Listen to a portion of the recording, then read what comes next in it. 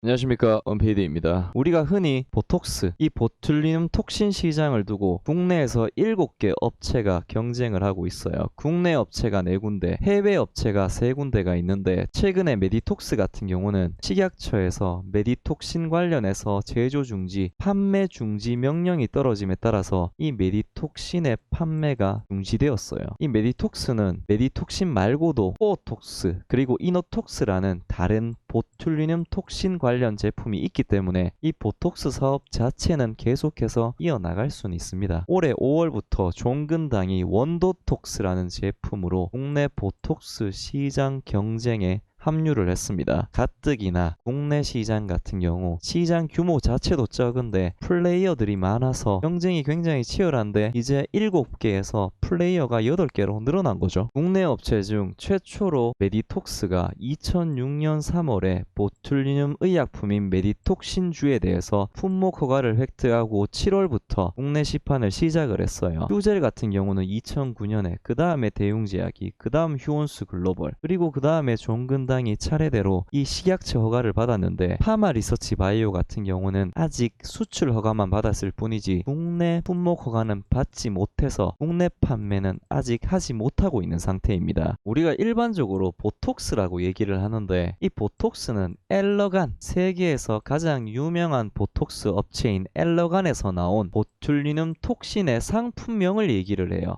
근데 이게 워낙 유명하다 보니까 그냥 보톡스라고 하면 그 일반적으로 주름 펴지는데 사용하는 의약품이라고 이해를 하게 된 거죠. 일상적으로 사용을 하게 된 겁니다. 좀 다를 수 있겠지만 포크레인 굴삭기가 똑같은 의미를 지닌 단어로 사용이 됩니다. 포크레인이라고 하면 굴삭기로 알아듣죠. 근데 포크레인은 알고 보면 우리나라가 최초로 굴삭기를 수입했던 프랑스 굴삭기 업체 이름이 포크레인이었어요. 근데 지금 와서 이 회사의 이름이 굴삭기와 똑같은 의미로 사용이 된 거죠. 이 보톡스 역시 워낙 유명하다 보니까 그냥 일반적으로 보툴리눔 톡신 대신해서 이 보톡스로 그냥 사용이 되는 것 같습니다. 보톡스와 필러가 있어요. 보톡스 같은 경우는 근육을 이완시켜서 주름을 펴줍니다. 눈가주름이 이에 해당하죠. 필러 같은 경우는 볼륨이 부족한 부분을 채워줘요. 여기 팔자주름이 해당되게 됩니다. 이 두 가지가 이렇게 다른데 제 짧은 식견으로는 이 정도밖에 설명을 못 해드립니다. 죄송합니다. 보툴리눔 톡신 같은 경우는 1g만으로 100만 명을 사망시킬 수 있을 정도로 굉장히 맹독물이에요. 그래서 국제적으로 생물 무기 금지 협약의 대상 물질이 되었고, 제조, 획득, 보유, 비축, 이전 사용할 경우 모두 신고하거나 수출입 허가 신고를 해야 됩니다. 굉장히 위험한 물질이란 거죠. 전 세계적으로 5개 국가에 이 보톡스 업체들이 있어요. 미국의 엘러간이 가장 유명한 이 보톡스 업체인데, 사실 엘러간은 아일랜드에 본사를 두고 있어서 아일랜드 업체라고 보는 게 맞긴 합니다. 어쨌든 미국의 엘러간, 프랑스, 독일의 입센과 멀츠, 그리고 중국의 란주, 그리고 한국의 이렇게 6개 업체가 식약처로부터 허가를 받았는데, 전 세계 10개 업체 중에서 한국에만 6개 업체가 있습니다. 근데 이 외에도 국내에서 보톡스 사업을 준비 중인 업체만 7곳이 있어요. 더 있을지도 몰라요. 종근당도 원래 이 사업을 영위하지 않고 있었는데 휴온스로부터 원도톡스를 양도를 받아서 올해 5월부터 국내 보톡스 시장에 진출을 하게 되었어요. 5개 업체에서 6개 업체로 늘어나게 된 거죠. 국내 보톡스 시장이 그냥 이렇게 완만하게 성장을 하고 있어요. 향후에도 별로 그렇게 높은 성장은 보여줄 것 같지 않아요. 근데 가뜩이나 플레이어가 이렇게 많은데 그럼에도 불구하고 보톡스 사업을 준비 중인 업체가 왜 이렇게 많냐? 보톡스 사업은 굉장히 매력적인 부분이 원재료 비중이 굉장히 낮아서 높은 마진이 가능합니다. 그럼에도 불구하고 BEP는 넘어야 되지 않나? 이 BEP가 굉장히 낮아요. 일정 부분 매출이 넘어가면 이 원재료 비중이 매우 낮아서 높은 마진이 가능합니다. 국내 대표적인 보톡스 업체인 메디톡스와 휴젤 같은 경우 2016년 17년에 50%가 넘는 영업이익률을 기록을 했어요. 메디톡스가 2006년 3월에 식약처 품목 허가를 받고 7월에 국내 시판을 시작했습니다. 2006년 매출액을 보게 되면 35억 원의 매출액을 거뒀는데 영업이익이 무려 14억, 영업이익률이 40%가 나왔어요. 일반적인 제조업 같은 경우 이 정도 매출액으로는 사실 영업이익 올리기가 굉장히 힘들죠. 뭐 몇천억, 몇백억 정도는 돼야 영업이익 자체를 거둘 수 있는데, 메디톡스 같은 경우 매출액 35억만으로도 이익률을 무려 40%나 올린 겁니다. 2007년에 좀 주춤하다가 2008년부터 12년까지 보통 40%가 넘는 영업이익률을 기록을 했어요. 굉장히 마진이 많이 남는 사업이란 걸 알 수 있습니다. 실제 2010년, 11년, 12년에 원재료비 비중을 보게 되면 원재료비가 2억, 4억 정도밖에 들지 않았어요. 매출액 대비해서 이 비율이 1%밖에 안 되는 겁니다. 굉장히 비율이 낮아요. 제가 2012년의 사례를 드는 거는 이 당시만 해도 이 보톡스 매출액이 전체 매출액의 100%를 차지했어요. 근데 2015년부터 필러 사업 진출로 인해서 이제 보톡스에 더해서 필러 매출까지 더해짐으로써 지금은 매출이 어느 정도 믹스가 돼 있어서 순수 보톡스 매출만 거두었던 이때를 예로 들고 있는 겁니다. 12년도에 전년도 대비해서 매출액이 145억 원이 증가했는데 이익이 무려 84억 원이 증가를 했어요. 원재료와 부재료의 사용액을 보게 되면 매출액이 145억 증가하는 동안 이 원재료 사용액은 2억 원밖에 늘어나지 않았습니다. 종업원 급여, 감가상각비, 무형자산상각비, 기타 비용이 이 늘어난 비용의 대다수를 차지했고, 실제 제품을 만들기 위해 들어간 원재료의 사용액은 굉장히 미미했던 거죠. 매출액 증가가 곧 이익 증가로 이어진 겁니다. 이 보톡스를 만들기 위해서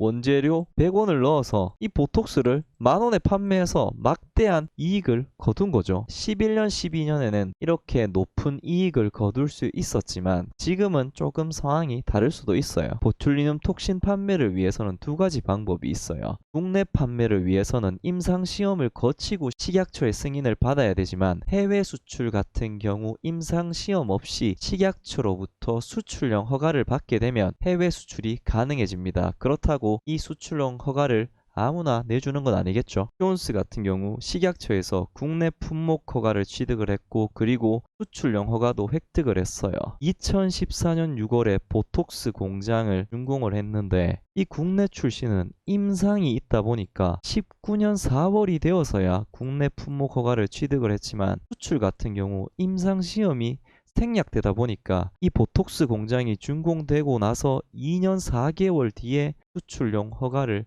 획득하면서 이 매출액이 발생하게 되었습니다. 이 임상시험이 있냐 없냐에 따라서 굉장히 차이가 많이 난 거죠. 국내 톡신 시장이 완만하게, 급격하게는 아니고 완만하게 성장하게 될 것으로 보고 있습니다. 국내 톡신 시장에서 국산 제품이 80%를 차지하고 있어요. 굉장히 경쟁이 치열함에도 불구하고 종근당이 이 시장에 뛰어들었고, 그리고 7개 정도 되는 업체들이 이 보톡스 시장 진출을 위해서 준비를 하고 있습니다. 지금 보툴리눔 톡신 제품을 판매하고 있는 업체들 같은 경우 캐파가 전체 약 2조 원 정도 돼요. 아니, 국내 시장이 별로 성장도 못하고 그리고 경쟁이 치열한데 왜 이렇게 생산 캐파가 많은 거냐? 전 세계 톡신 시장이 장기적으로 10조 원 정도로 성장할 것으로 보고 있습니다. 국내 시장은 1,000억 정도밖에 안 되는데 100배 큰 시장이 해외에 있다는 거죠. 메디톡스 같은 경우 실제 내수보다 수출을 통해서 거두는 매출액이 더 높아요. 국내 톡신 시장 같은 경우 국내산 제품이 차지하는 비중이 80%이지만 글로벌로 봤을 때는 엘러간의 보톡스가 전체 시장의 72%를 차지하고 있어요. 완전히 정반대인 거죠. 잠깐 엘러간 얘기를 하자면,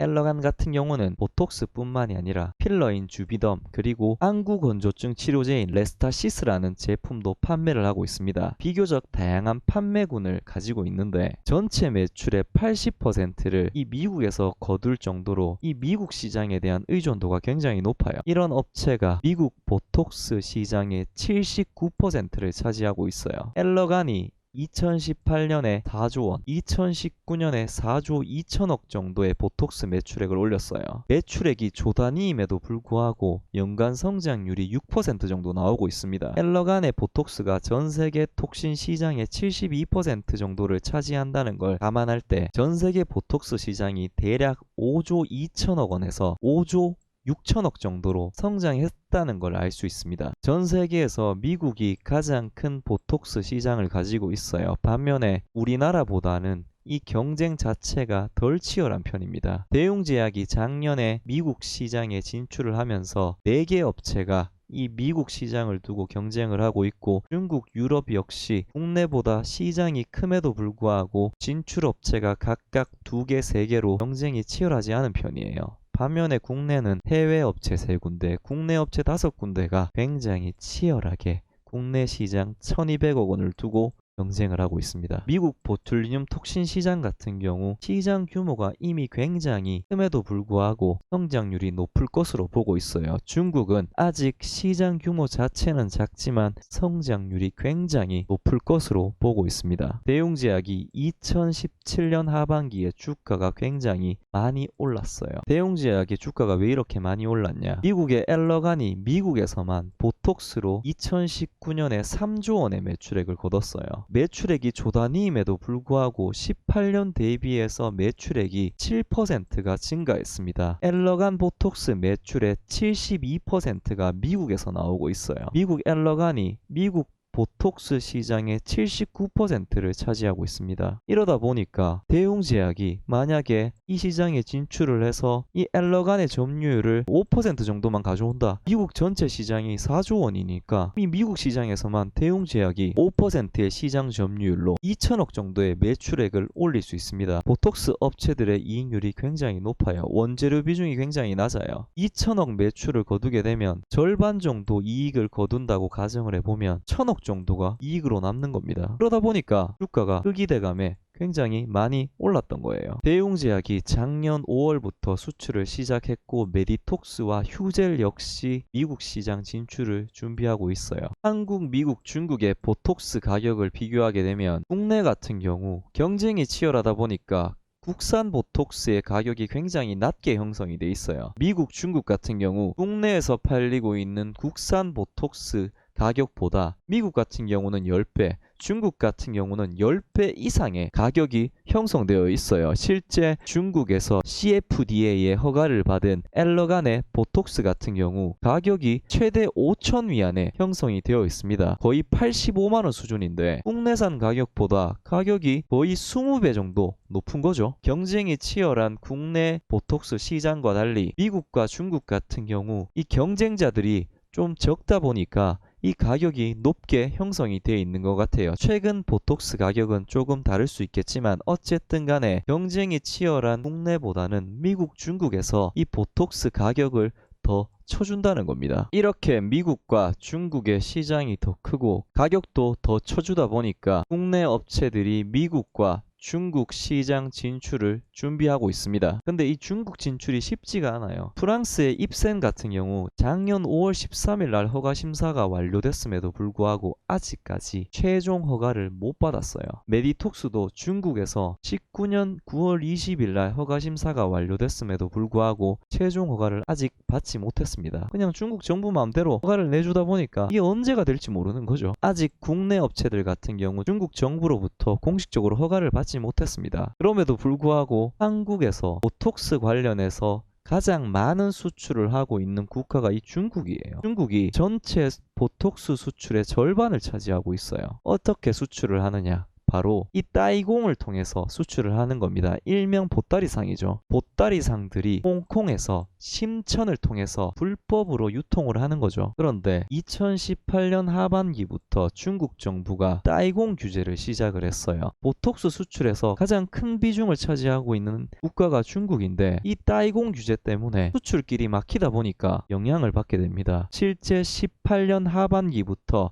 이 따이공 규제 때문에 이 수출액이 줄어들게 돼요. 메디톡스와 휴젤 둘 다 이 수출로 인한 매출액이 줄어들게 됩니다. 중국에 언제까지 따이공을 통해서 이 수출을 할 수 없다 보니까 보톡스 업체들이 중국 진출을 계속해서 준비를 하고 있습니다. 실제 중국의 보따리상이 아닌 정식 화이트 마켓, 톡신 화이트 마켓 시장 규모가 어마무시하게 커질 것으로 보고 있어요. 엘러간의 보톡스 같은 경우 이 화이트 마켓 시장 점유율이 지속적으로 높아지고 있습니다. 이러다 보니까 당연히 중국 정부로부터 공식적으로 허가를 받으려고 국내 업체들이 노력을 하고 있는 거죠. 시장도 커지고 이 점유율도 보톡스를 보니까 높아지다 보니까 이러한 영향으로 휴젤의 영업이익이 2017년을 정점으로 조금 빠졌어요. 메디톡스 역시 2017년을 정점으로 영업이익이 꽤나 많이 빠졌죠. 메디톡스 같은 경우는 따이공 영양뿐만이 아니라 미국에서 대웅제약과 소송을 벌이고 있어요. 이 소송 비용이 만만치 않다 보니까 그 비용을 반영하다 보니까 영업이익이 굉장히 많이 줄어들었습니다. 최근에 메디톡스는 식약처로부터 메디톡신주의 제조 중지 및 판매 중지 명령을 받았어요. 전체 매출액의 42%를 차지하는 이 메디톡신주가 판매 중지됨에 따라서 굉장히 큰 영향을 받을 것으로 보고 있습니다. 물론 메디톡신뿐만이 아니라 이노톡스와 코톡스를 통해서 대체할 수 있다고는 하지만 어쨌든 메디톡신 비중이 높기 때문에 매출액에 타격을 받을 것 같습니다. 최근에 메디톡스가 식약처로부터 메디톡신의 판매 중지 명령을 받고 그리고 대웅제약과 미국에서 소송전을 벌이고 있어요. 이와 관련해서도 이제 앞으로 영상을 만들어서 올릴 계획입니다. 저는 오늘 여기까지입니다. 감사합니다.